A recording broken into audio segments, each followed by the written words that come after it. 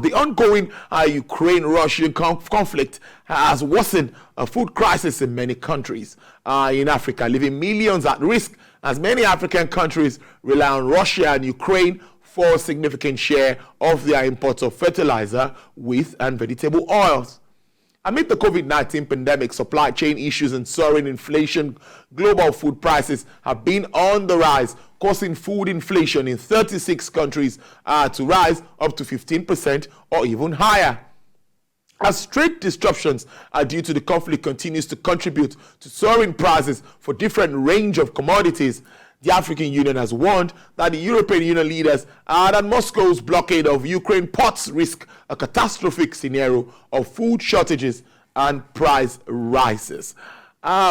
Joining me live from the United Kingdom to discuss this and, of course, issues around food value chain and the movement of goods and services across the world. He's an expert in supply chain management, Dr. OLUSHOLA KOLAWOLE. He joins me from the UK. Thank you for your time, and it's good to have you on the show.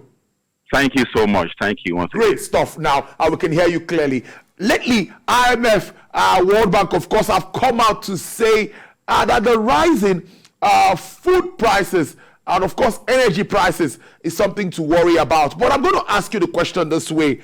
Supply disruption across the world from COVID to post-COVID, well, COVID is still on, but we see this negative impact across board. What impact do you think this would have on food prices as we move on in the year? Yeah, thank you so much, Tolulope. Thank you for having me once again. To answer that question, I want to start by looking at this word, which was shared recently by the head of the United Nations World Food Program. And he said that, I think he said it earlier this month, that in the next few months or few weeks, few days, nearly 49 million people in about 43 countries were on the edge of famine. And in many countries, they have been forced to make heartbreaking decisions, taking food from the hungry children, you can imagine, to give to the starving children. That was what he said.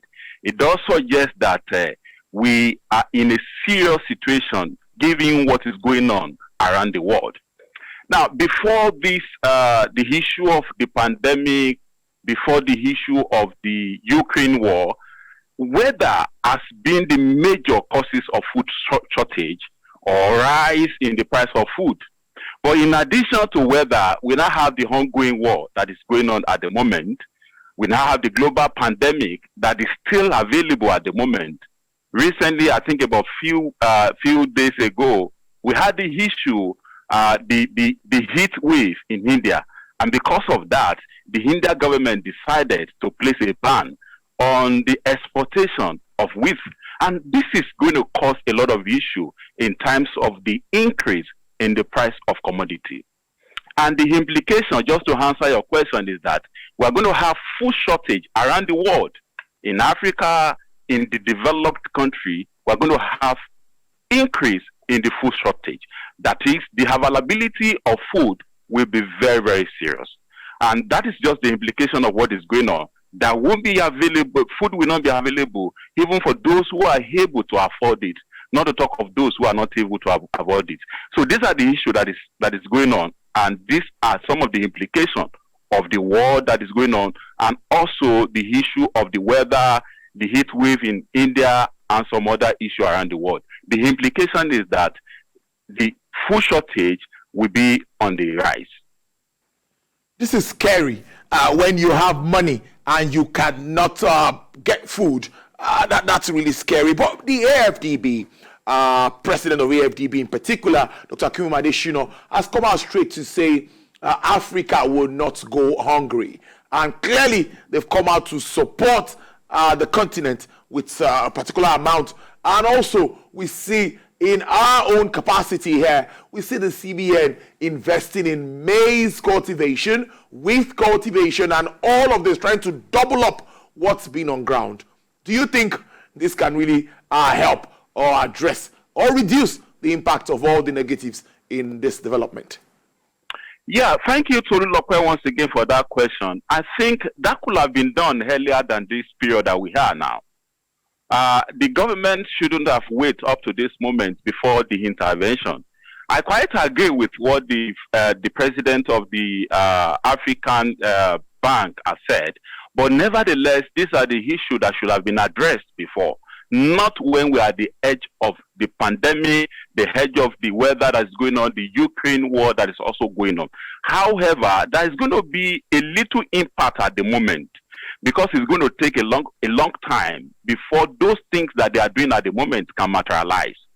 But what we need at the moment is the immediate action from the government, is the immediate way of sourcing for food product in a nearby country, for example, those who have surplus of food. And that is what can solve what is going on at the moment. If we have to wait for the implementation of some of the intervention that is ongoing, it's going to affect the availability of food around the world. So I quite agree with him, but that will not be an immediate solution to what is going on around the world. So the government should be thinking, and people like Dr. Additional should be thinking about the immediate action. Can we collaborate with other countries as well? Those, like I've mentioned before, those who have surplus food, who can release them to the government, and they will be able to sit down and collaborate with stakeholders to see how this can be well managed. If not, we are going to have serious issue when it comes to food security before the materialization of some of these implementations that are coming. Government should have intervened long time ago, 10, 15 years.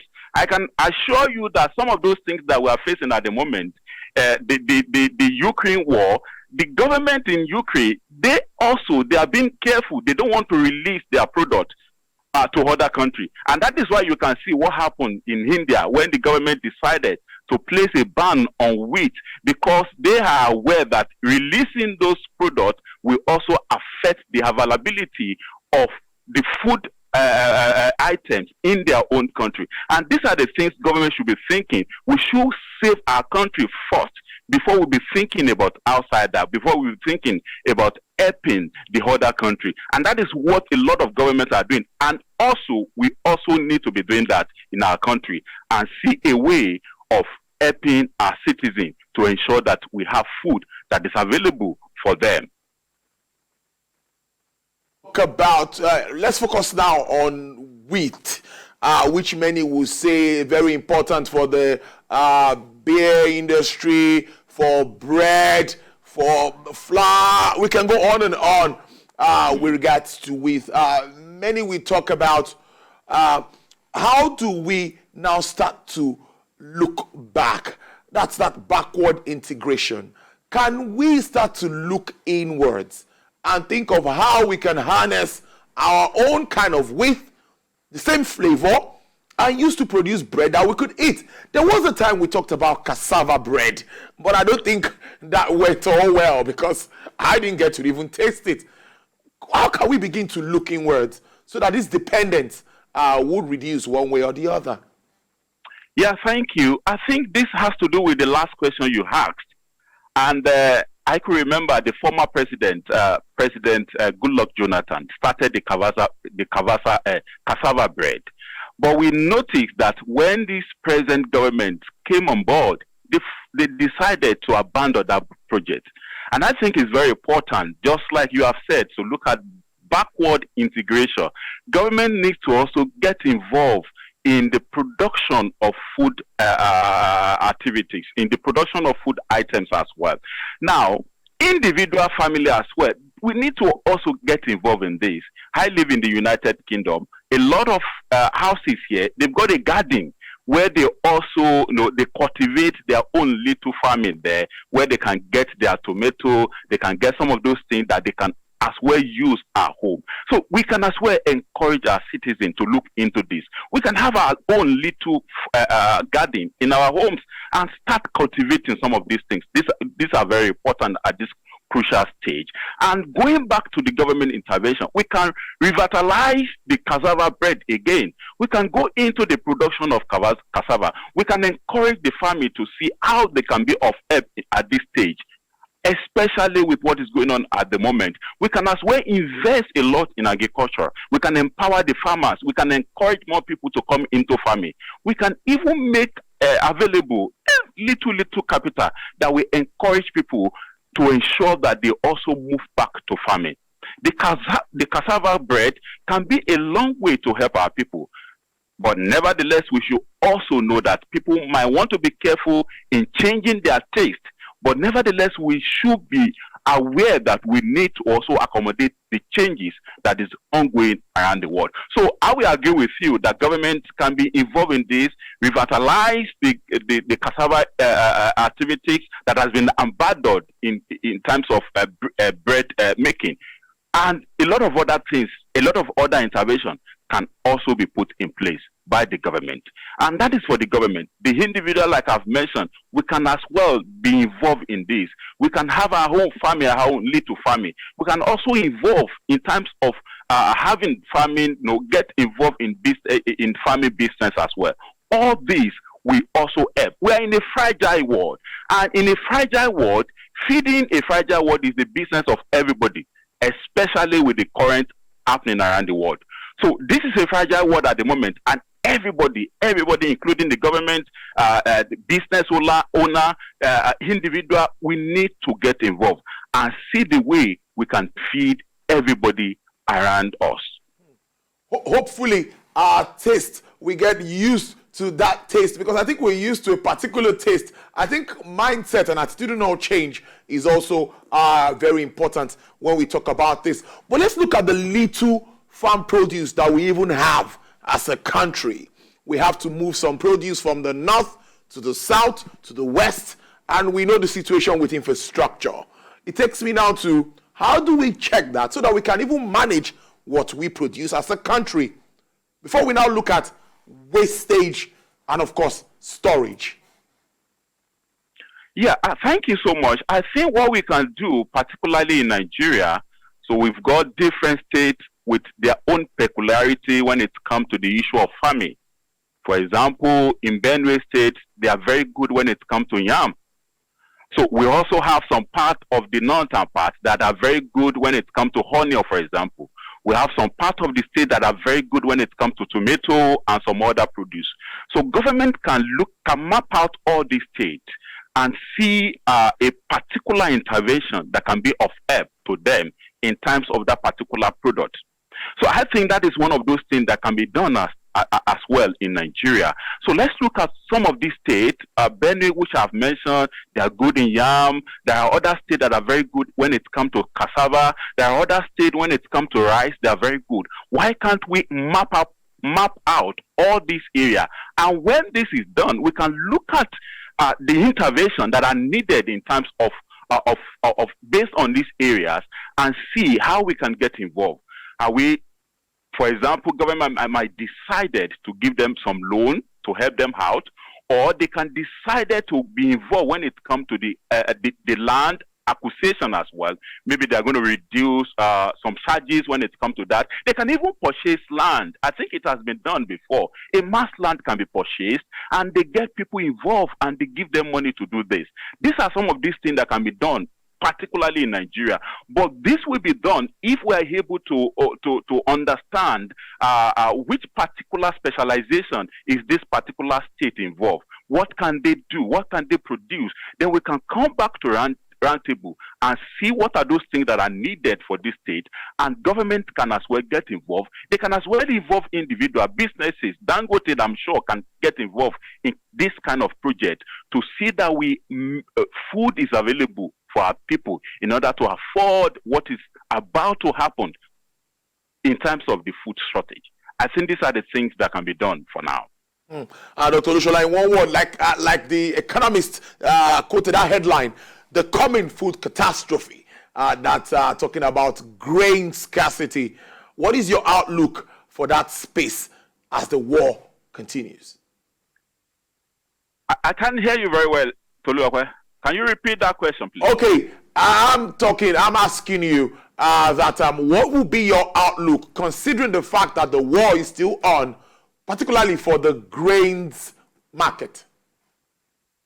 Yeah, so for now, especially with what has happened in India and in other parts of the world, I think it's going to be difficult for us to predict what will happen in the next few months. We can remember that at the moment, the Black Sea maritime route is being blocked in Russia, or by Russia there in Ukraine, which is also affecting the movement of food. So I think the first thing we need to understand is that there should be a kind of a diplomatic involvement of some of the top officials around the world to ensure that the war should be put to an end. If this is done, then we can come to a projection and see, oh, based on the fact that we have now ended the war, then in the next 6 months, this is what we can do. But at the moment, it is going to be very difficult to give a kind of projection, given the fact that the war is still ongoing, given the fact that the global pandemic is still there. It's going to be very difficult. But I think what can be done at this moment is for the government to be involved diplomatically to see how the war can be ended. Then a projection of 6 months after the war can now be given. 1 year after the war can now be given. But for now, I don't think that can be done. I like that. Let's play safe. I will keep a tab on you as events unfold. I've been speaking to Dr. OLUSHOLA KOLAWOLE, who is an expert in supply chain management. He joined us from the United Kingdom. Do enjoy the rest of your day. Thank you so much.